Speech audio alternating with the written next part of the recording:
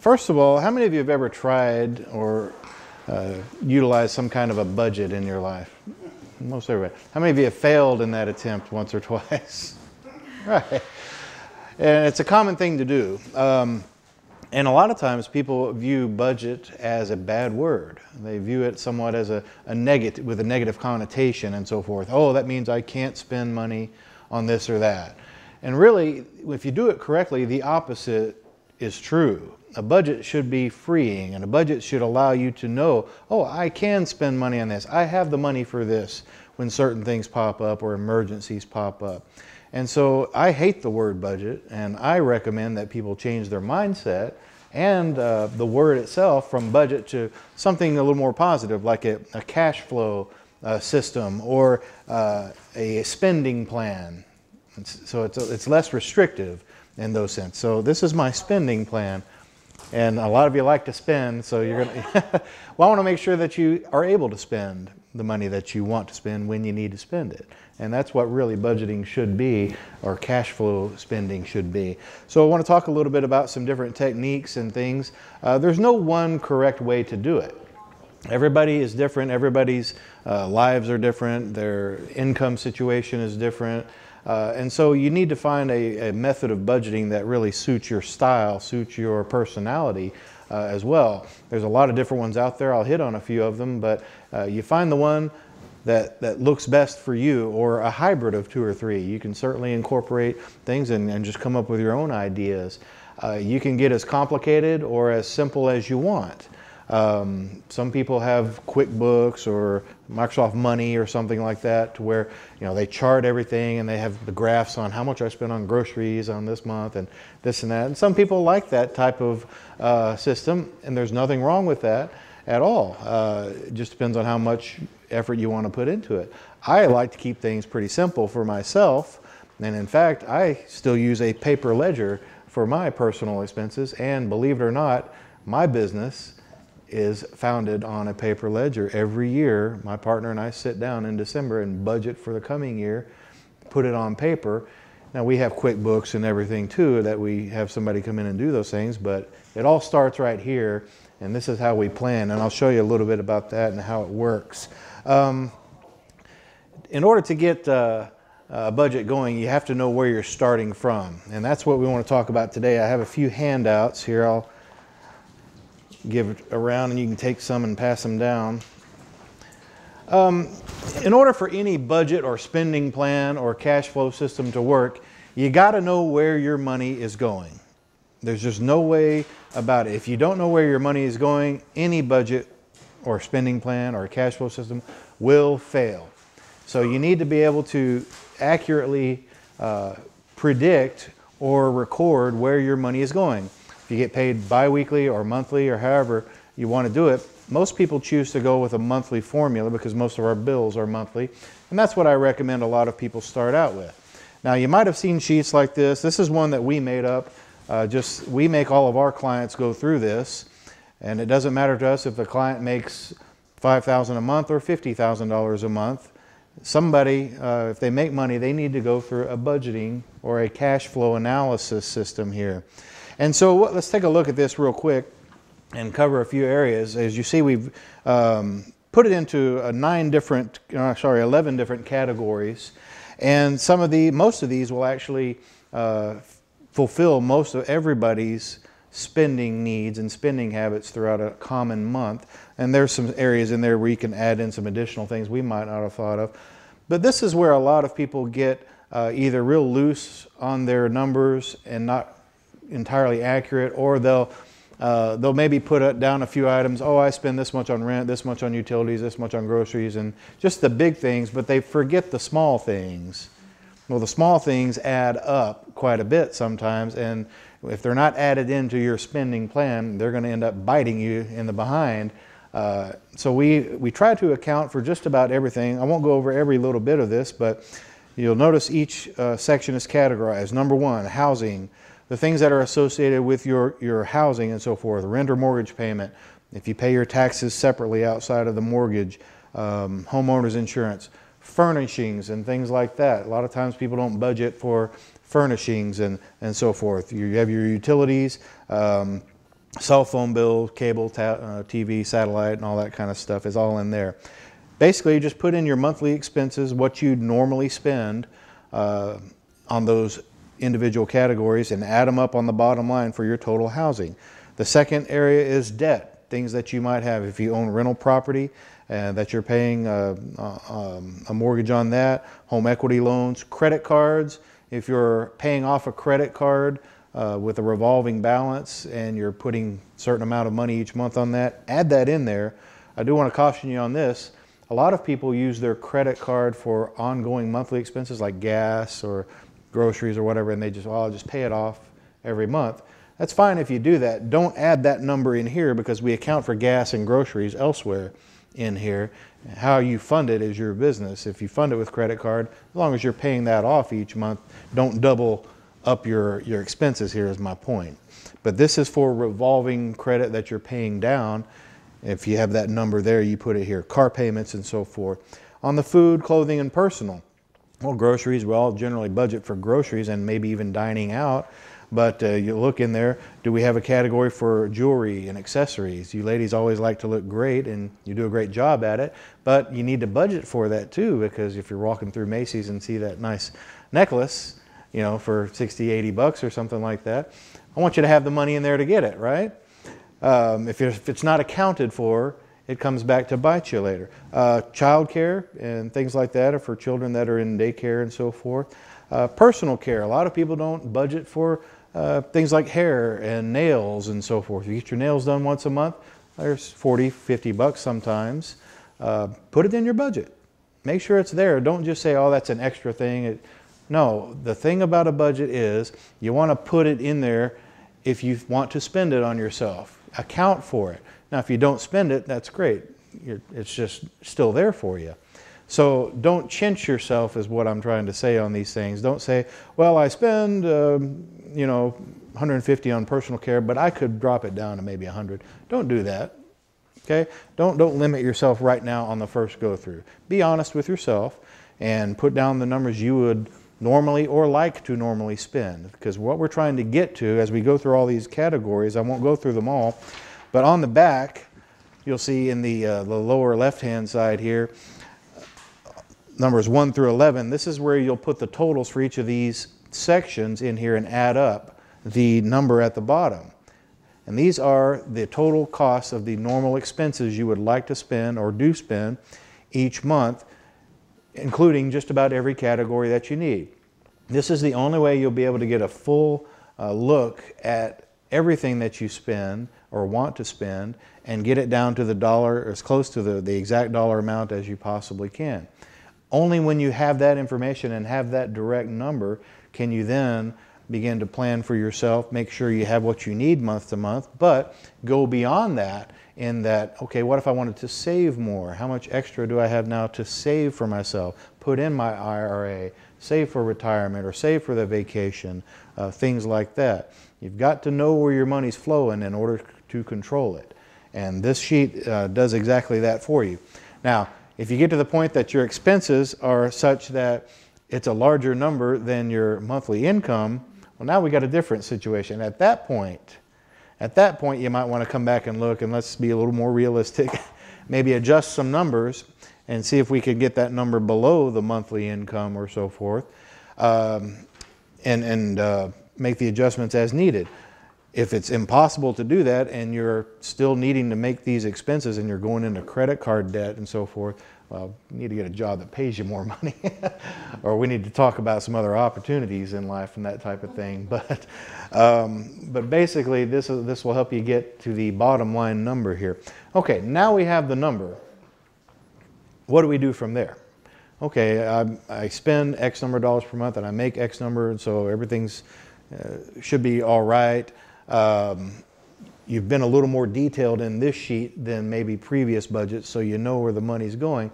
But where people still tend to foul up in this process is they fail to account in their checkbook system or however they're monitoring their cash flow exactly what they're spending on each of these line items here. So you have to follow it pretty closely, and there are several ways to do that, and that's what I want to talk about here today. And this is why they fail. one of the reasons that they primarily fail is people fail to plan for unexpected occurrences. Now, this is where a lot of people say, well, you know, I need a new brake job on the car, it's $250, or that blows my budget for this month. They get frustrated and go back to their old ways. And I'm sorry, things like that happen. It's part of life. We can control those things, though. And as long as we know that we have some control in our money situation and we can plan ahead for certain situations, things like that shouldn't be any bump in the road at all for us. A new brake job on the car, new air conditioning system at the house, or whatever. Emergencies and unexpected expenses always happen. So what we have to do is plan ahead for them, and we can even do it in the budgeting sheet here. For instance, let's go with the car analogy here, the $250 brake job. Well, everybody that has a car has had a car payment, maybe still has car payments, so we know about that. What kind of other expenses are associated with owning a car on a regular basis?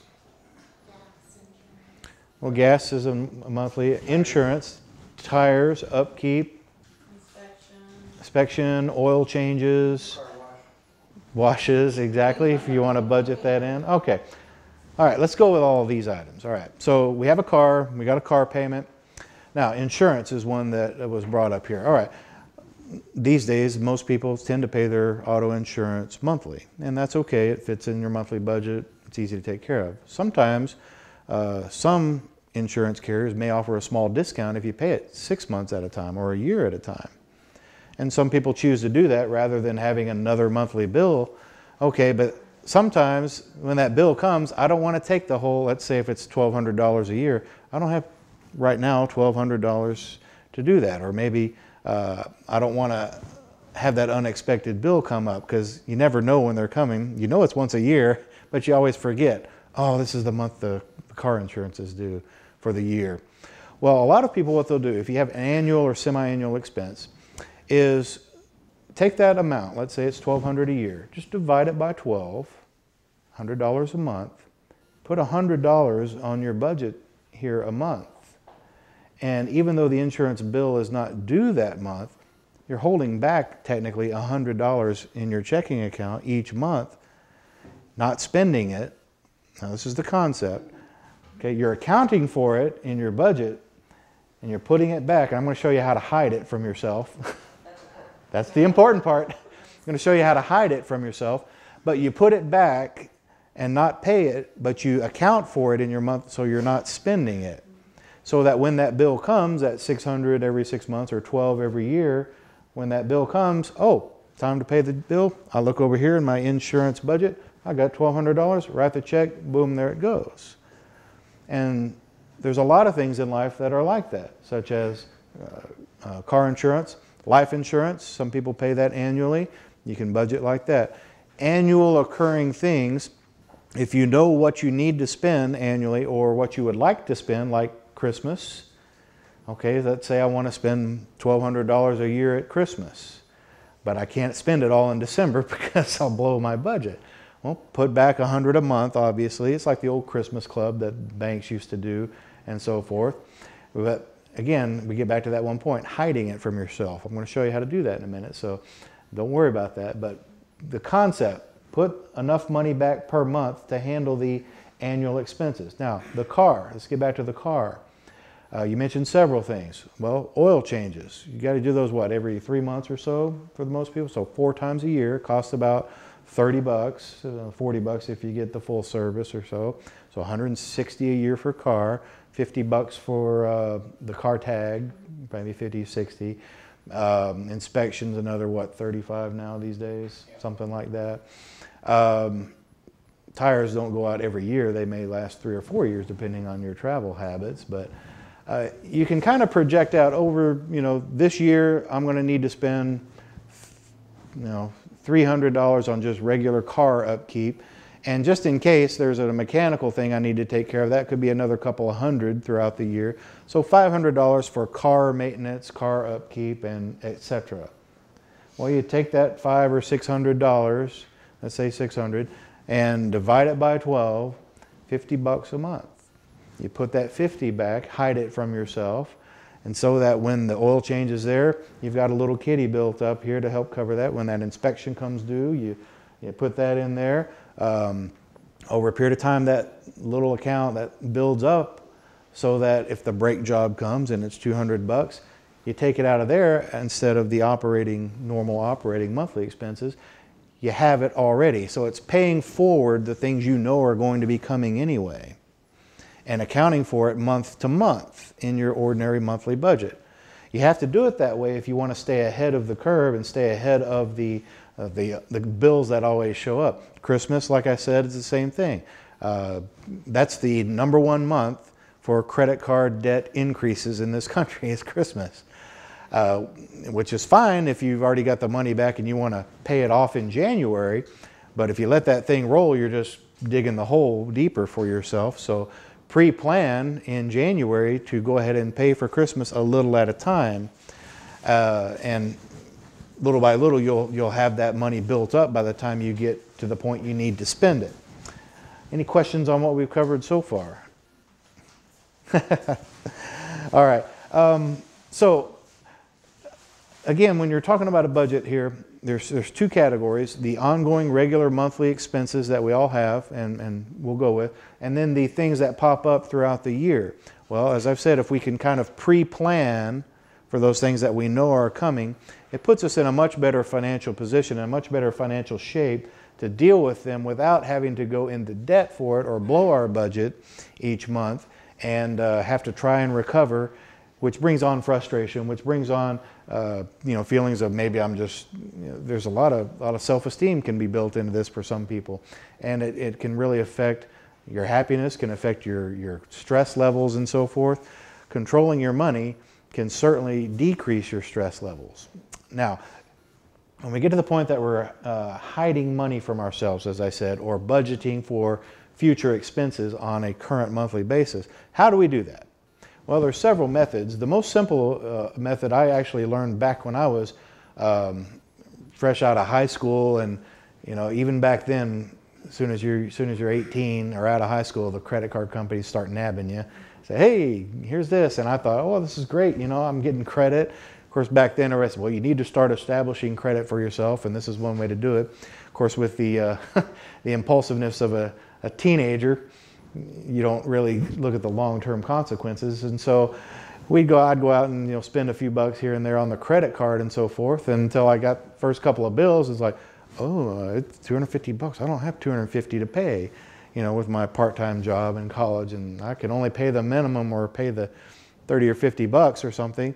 And then you start, after that, seeing the interest they charge, and boy, you get in real kinds of trouble with yourself. Well, my mother, who'd been in banking for many years, taught me a trick. She said that what you do is when you make a purchase on a credit card for $30, $35, go ahead and open up your checkbook and mark out $35 and just in the description line put due to credit card, and take it out of your balance so that through the rest of the month, whatever you spend in your checkbook, you can look at the balance and make sure you don't go negative. That way, when the bill comes, you just add back in those numbers you subtracted from your balance and then pay off what you'd charged that month. And that stops the interest from building up. You pay your card every month. Okay, so, and that helped quite a bit. So that's a very simple, basic form of covering yourself, so to speak. When I use the credit card, go ahead and take it out of my checkbook. And that way I know I won't spend it elsewhere before the bill comes. All right. As I grew and started getting more involved in my finances and financial matters and so forth, I've come to discover that the checkbook ledger, the little thing they give you at every bank, is the most useless financial document that anyone should base their life upon. It is completely useless. It only tells you one thing, and that one thing is how big is the check I can write today. Okay, there's no method inside of the standard checkbook ledger for you to get to any kind of point where you can allocate your spending now and for the future based upon just what you see in a checkbook ledger. It's just not, the capabilities aren't there. And so all it tells you is, how much can I write before I bounce a check that day. So it doesn't help you with budgeting and so forth. So some people and other systems have come along to expand that so much to some varying degrees. One of the simplest, and I'm sure you've all heard of this, is the envelope system. Now, even if you haven't really heard of it, you can intuitively guess what that means, is that I might have 3 or 4 envelopes that I've set aside, and I might mark one Christmas and one insurance and one this debt or one something or other that you're saving for. You cash out however much you want to put into those envelopes each month and stick it in the envelopes, and when the time comes, boom, the money's there, right? And that's a good plan, and some people still use that. I don't know if any of you have ever heard of a guy named Dave Ramsey. He does a lot of financial, he calls it Financial Peace Universities. Several local churches have hosted that. But he's a believer in the envelope system, and people use it and so forth. And if that's what they're comfortable with, it's a good system. But again, the concept is putting back money for a known future expense and based on a monthly amount. And so doing that. I don't like cash. I don't like to carry cash. I don't want to keep a bunch of cash around. I pretty much just, you know, if I get mugged, somebody's going to be unhappy with me. So I don't carry a lot of cash, and I don't want to have to deal with going to the bank and cashing. Give me, you know, $600 or $800 in cash and then go and dividing it in the envelopes. But I like the concept of that. So we came up with, we had to find another way to take care of that, keep the same concept, but keeping all my money in my bank account. And the method that I've used for years, and my business even uses, is just this. This is what's called a single entry ledger. Something you can get at any office supply store, Target or something like that. And it's just a bunch of blank ledger pages, a single entry ledger. It's not a double entry. There's also a double entry type for the accounting types, but single entry is all you need. And that's all it looks like. Now, follow the concept here. Let's say that we've budgeted our expenses each for the month here. We know our categories. We know what we have to pay every month, but we also know which things that are not regular monthly occurring expenses, but occasional, quarterly, semi-annually, annual expenses for which we need to put back a certain amount each month to cover it when it comes. Okay? All we do there is use a ledger, and using the concept of categorizing your money, we might put 3 or 4 different categories. Put one page as one category, say Christmas. If I want to put $100 a month in Christmas, I'm going to write Christmas at the top of the page here. The next category might be auto. And so I know that with regular ongoing expenses, oil changes, possible maintenance, tags and stuff like that, I might need to budget back $500 a month, $500 a year or $600 a year. 600 for a car, so $50 a month. I would put auto expenses. And the next page I might put another thing, insurance. Let's say if I have $2,400 worth of insurance, that's car and life, other insurances you might have. If it comes to $2,400, $200 a month, even though the bills only come once a month, but I'll put insurance here, $200 a month is what I want. You can put as many categories as you want. Here's 11 you can start with. I don't even have 11 in mind because I've kind of consolidated some of these, but you might start with 4 or 5 just to get used to the concept. And then the rest of the pages are just your general checkbook ledger, the things that you do normally, gas, food, the regular utility bills, rent, and so forth. You don't need a budget for the things that are things you pay every month, in my opinion. They're going to come out anyway, so just go ahead and put them in this section called the regular checking. Now here's the thing. You've got your pages set up for the certain items you want to hold back money for, hide it from yourself. Okay? And let's say that total amount comes to, let's see, $50 for car, $150 for insurance, another $100 for Christmas. Let's just use 3 categories there, okay? So 50, 150, that's $300, all right?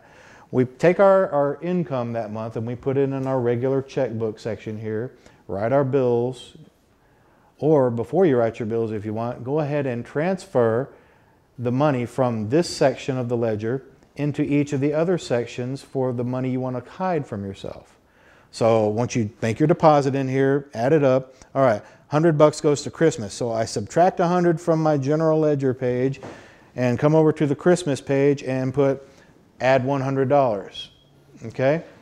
I subtract 150 for insurance out of my general balance there. Come over to the insurance page over here, add 150 to it, and let it roll. The $50 for auto expenses. Subtract it from my general, come over to the auto page, put in $50, and each month as I get paid, I do that once a month. Just transfer it over here. The money's still in the checking account. It's still sitting in the bank, but it's hidden from my eyes because I write my normal monthly expenses out of my regular section of the ledger here. But I've already subtracted from that money that I can spend what I'm going to need to hold for future expenses in these sections. Now, when the bank statement comes and I need to reconcile, all I have to do is obviously check off my normal expenses as they show up on the statement. But then when I get down to a balance in that general section of the ledger here, I add that and I add the total of each of the other sections, and it should balance with the bank statement. This is the balance that I have in the bank. So looking at your account online, it tells you your total balance. Well, that may say $5,000, but that doesn't mean I have $5,000 to spend right now, because maybe 1,000 or 2,000 of that 5,000 is already accounted for in the future here. So that's why you can't look at a regular checkbook ledger or the balance online and accurately predict what you can spend. You have to see it on pen and paper in order to be able to not spend what you don't need to spend for those future expenses that always come up and seem to bite us from behind. We don't want that. So this is one way that a lot of people haven't done this type of method to control their spending, and if they did this, it would completely eliminate the number one failure of budgeting in most people's life, and that is accounting for those semi-occurring or oddly occurring events and so forth. You want to set up an emergency fund for yourself, for medical emergency or whatever, and you say, I could put back $100 a month. Over time, it could build up. Well, just start a ledger page here called Emergency Medical, or whatever you want. You want to save for a vacation and say, next year I'd like to go to Cancun. It might cost me, $3,000. Well, divide that $3,000 by 12, and each month as you go through that general section of your ledger, subtract that monthly amount from what you can spend, put it in the vacation page. Okay? And then each month as you do that, you'll see that balance increase, so that when that expense comes along, that car emergency brake job, or the annual insurance bill from your life insurance company, the money's already there. So you write the check and take it right out of this side of the ledger, and your budget's not blown. You're not having to cut back on your normal expenses because the money's already there. So it takes a little time and effort to get started and get moving towards that direction. But it all starts, as I said, right here, with being honest with yourself, writing down exactly what your expenses are. We've had people, like I said, whether you make $5,000 a month or $50,000 a month, and we've had clients that are in those arenas that will do that, and they'll come back and, oh my God, I can't believe how much I'm spending on this, or has been unaccounted for. And that happens to all of us. We all have money that we kind of just spend. I'll stop at here and pick up a couple things or whatever. And that's fine. I mean, I'm not trying to restrict anybody by doing that. But if you know that you have a lot of the other things taken care of prior by using something like this budgeting system, you don't have to fear stopping at Stein Mart and picking up a new blouse or something like that. It's not going to blow your monthly expenditures because you've already taken care of the future expenses that are coming. Does that make sense? Okay. So that's one of the best ways that we've come across in helping people out with getting control of their finances, making sure that they're able to meet their needs on a monthly basis, but also going forward for the annual things and Christmases and so forth. But it takes a step further in there that for people that have said and come to our office and said, I've been meaning to save in IRAs or for my retirement and my future. I don't have the money. Well, when we sit down with them and we make them go through this and talk to them about setting aside money for ordinary but non-reoccurring expenses, turns out that, I didn't know I had this much extra I could allocate to my savings, or this much I could help cover myself. So the point is that when you get to the point that you're covering your expenses and your future expenses through some system like a ledgering, or if you want to do the envelope system or something like that, if you want to use a QuickBooks system where there's a budgeting module inside of the QuickBooks that it does it, but the QuickBooks does not let you forward budget. It's a budget in arrears, so to speak. So that's one of the weaknesses of the QuickBooks. But once you start paying yourself forward for certain things, you're going to find that you have a lot more control of your cash flow. You're going to have a lot less stress when certain bills come in. The money's going to be there. You take care of it, boom, it's gone. And then you go right back to the beginning and start saving in for next year's bill. And it's always there. It allows people to operate freely. And that's why we call it a spending plan, not a budget. It's a spending plan. And that's really the best way to have any type of ongoing financial accountability for yourself and your household. Whether you're single or married, it works the same way. Of course, the spouses obviously need to be in unity on far out how to budget and so forth, and that's just a discussion to have with your spouse. I said I budget my business every December. I project all of my expenses for the coming year. And like I have several employees, and so I add up what I'm going to spend for salaries and benefits and taxes on just my employees. And if it comes out to $200,000 a year or whatever, I divide that by 12, and every month I put a 12th of that into my payroll budget and my insurance budget and so forth. I run a business on a paper ledger. And it's been debt-free ever since we started. So, it's a simple method, but sometimes the simplest methods are the most effective.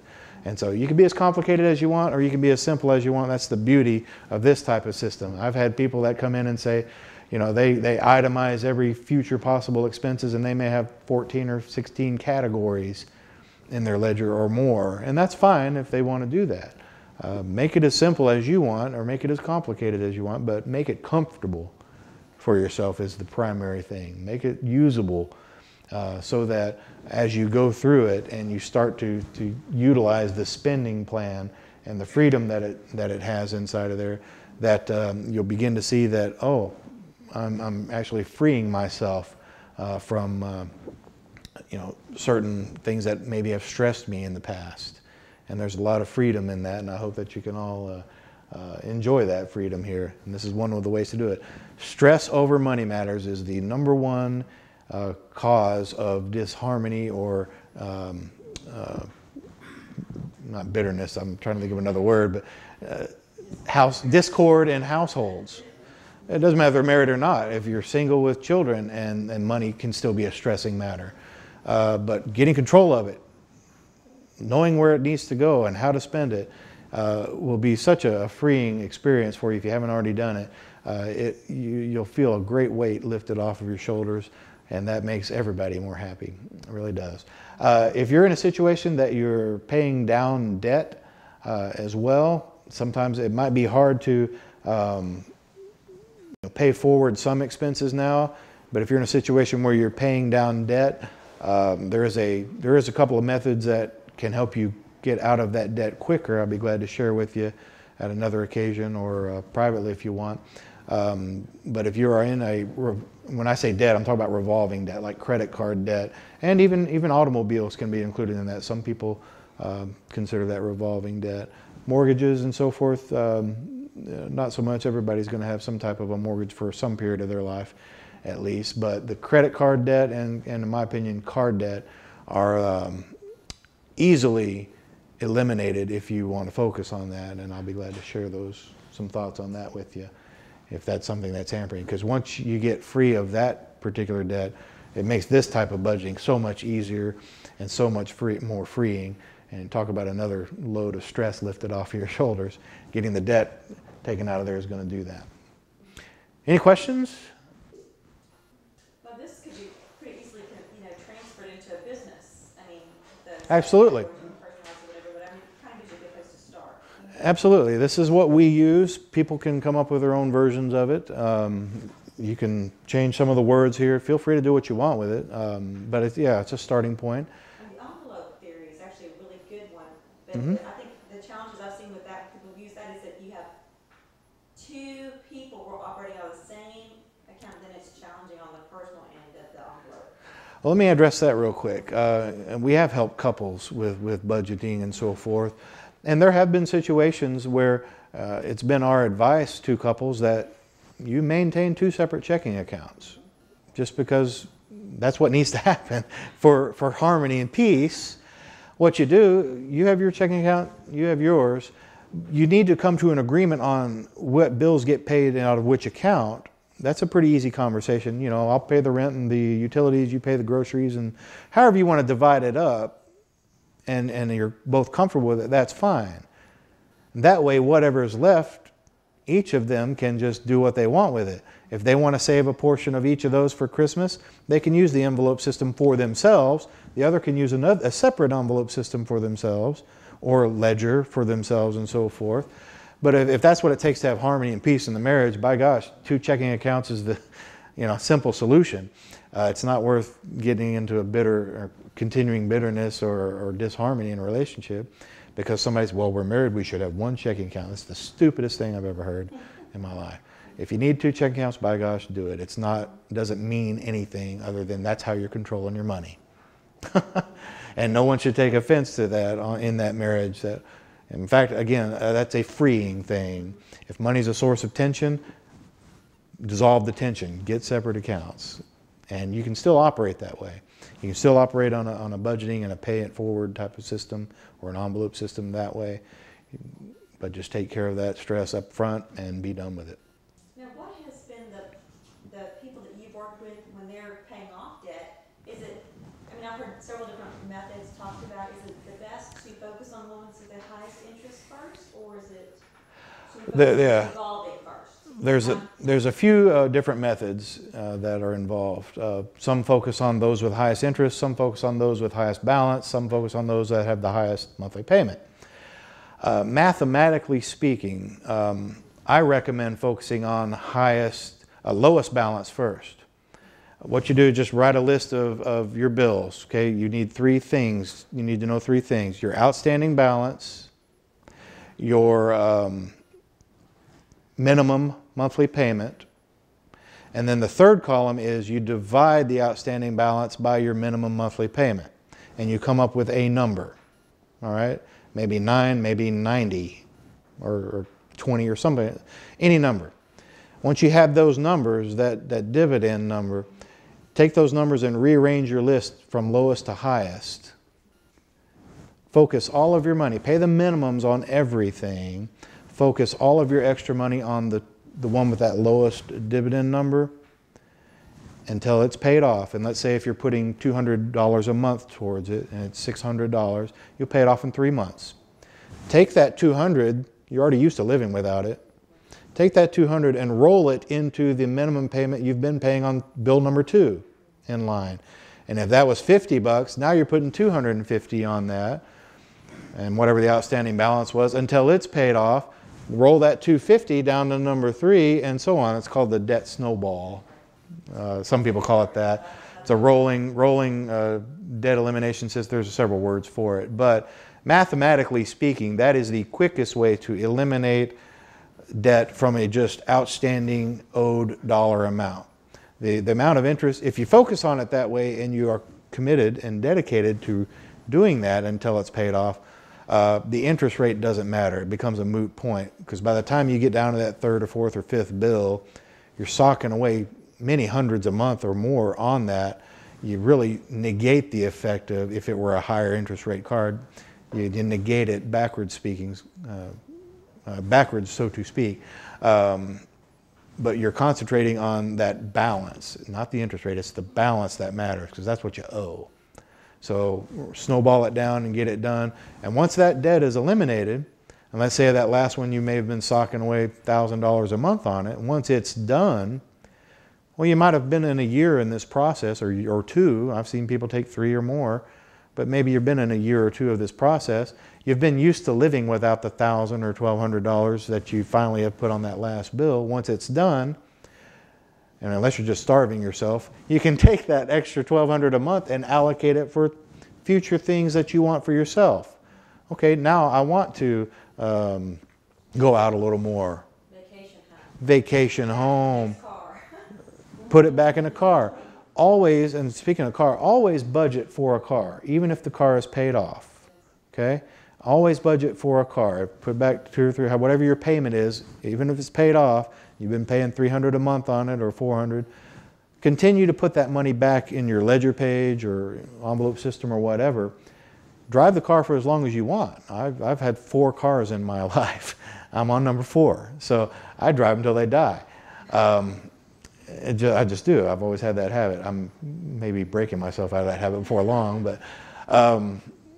but I keep budgeting back for a car payment, and what that does for me, while my car is paid off, number one, in case any car emergencies happen, I've got plenty of money to take care of it. But number two, if old Bessie gets cantankerous and doesn't want to run anymore, I'm done. Cars, in my opinion, they're not investments, they're tools. And so this resale value and that shouldn't be a concern. I drive them until they die. But then I maybe have, plenty of money that I've put back, because I still budget for the car, to put down a sizable down payment, if not pay off the whole new car by itself. And so again, keeping a budget or something, an item in your budget for the car, I've seen people get to the point that they change cars every 4 or 5 years, but because they put back money, they pay for the new car cash, or a newer used car. Unless you just really have to get a brand new off the lot car, I recommend buying a newer used one, a 1 year, maybe 2 year old car, because cars lose half their value once they drive off the lot, and you're still paying for the full value. If you want a new car smell, they've got stuff that you can spray in there. But there's plenty of good cars you can get, low mileage 1 year old cars, CarMax or something like that. Not that I'm endorsing CarMax. But you can just strike better deals for cars like that, and especially when you have cash and you walk in there, you can just get a better deal and be more in control of your finance rather than GMAC helping control your finance. Kasey, can you go in a little more into the credit card issues and how people can deal with all that kind of stuff? Well, obviously, if you're soaking in credit card debt, the first step is making up your mind that you want to stop that train. And the only way to do that is to cut the thing up. Absolutely cut it. Don't put it in a drawer for emergencies. Don't stick it in the safe just in case. Cut the thing up. Be done with it. Now, I didn't say cancel the card, because it has to stay open while you're paying it off. But you got to it's a mental decision. You've got to get to the point that, I'm done with this. I'm not going to play their game anymore and pay all this interest. You got to cut the thing and start budgeting your money and making sure you have what you need by cash or, your monthly income. Again, it all comes back to this. But once you've made that decision and made that commitment to quit adding to that credit card debt, then it's just a matter of doing what I said, putting those debts in order and doing that calculation and ordering them from top to bottom, which ones you want to prioritize to pay off first. Pay the minimums on, I know that some people say, oh, I just can't pay the minimum. That means more interest is building up. Yes, but if you follow this system, the whole thing is going to be gone faster than if you took those 4 or 5 debts and divided your available money across the 5 evenly. It actually mathematically takes much longer to do it that way. Mathematically speaking, focus on one, minimums on the other, get it done and roll it, as I said, and that's the biggest thing. Now, if you use credit cards for regular monthly purchases, I'm talking personal wise, if you use it for business, that's another matter. And I'll talk about that too, but if you use credit cards for groceries and gas, with the intent to pay it back each month, and you do, that's fine. As long as you know it comes out of your regular, like in the ledgering budget, it comes out of your normal regular operating expenses. You can do what I said I learned back in my early teens. Just go ahead and subtract that amount that's going to be due on the card when it comes out of your ordinary expenses. You know, I do that with some things, to be honest with you. I get, because I like the airline miles, but I don't revolve a balance because of that. I run some of my business ordinary expenses on a credit card as well, but I know that because I budgeted for my office supplies and my other expenses, I know when that bill comes, I've got the money in here to pay that bill off each month. And so I stay within my budget on what I use my credit card for. That keeps me from getting over the limit. And so you got to watch it if you're using it for monthly expenses and business expenses, because it gets real easy to lose control of where that line is, because you still have to limit yourself to a certain amount per month to spend on the card. But the only way to know that is to go through this. So it all comes back to this. But I got nothing against using the card if you use it properly. Once you revolve a dime, you lose that game. And the business side of credit cards? On the business, like I said, I run some of my expenses, you know, so office supplies, business travel, things like that through a credit card. And because it's already in my budget, and I know that I'm going to spend X number of dollars this year on office supplies or whatever, I just make sure that it's there, and when the bill comes, write the check and be done with it. And you know, it adds up the miles. I got 250,000 airline miles now I can use whenever I want. But I don't let them use me, meaning use my money as far as interest goes. So if you feel like you cannot manage the credit card in that way, again, cut the thing up and don't use it. Go to a ledger system or an envelope system. We have clients that do like I said, the envelope system, and they put $400 or $500 or whatever it is for groceries, and they take that envelope to the grocery store every time they go, and they pay cash. And it's whatever you feel you can manage, but you just need to know where that point is, and knowing that going beyond that point is dangerous from a financial standpoint. Those interests on those credit cards are just murderous. It's usury, in my opinion, the amounts that they charge. So if you're in debt, and I would suggest that you begin immediately looking at a payoff plan like I just described. And if you want further information about that, contact me personally. I'd be glad to chat with you and sit with you if you want, and work through those issues as well. It's pretty exciting that when you see someone who's actually mapped that out and they're walking through it, and as they're building momentum as they're paying things off and rolls around to the next one. Oh, absolutely. Well, you begin to, if it's you begin to feel, like I said, the stress lift off. I mean, I went through that in my early years when I graduated college and got married, you know, and we had $70,000 in debt right into the marriage, from college loans and credit cards and, you know, honeymoon and all that. But we started focusing on it. We, you know, new careers and everything. We started focusing on the debt and got $70,000 worth of debt paid off. And I think it took us about 5 years, five and a half or so, as young, you know, mid-20s and up to 30-ish or so. But we've stayed debt-free. I've stayed debt-free ever since then. So it's the only way to be, really, because it just, you begin to feel the stress lift off as those bills one by one go by. And I mean, there was one time in those days I had, I think, 7 credit cards open, you know, credit and department store cards and things like that and so forth. We cut them, stopped, and that's it. I keep one for business expenses, and that's it, really.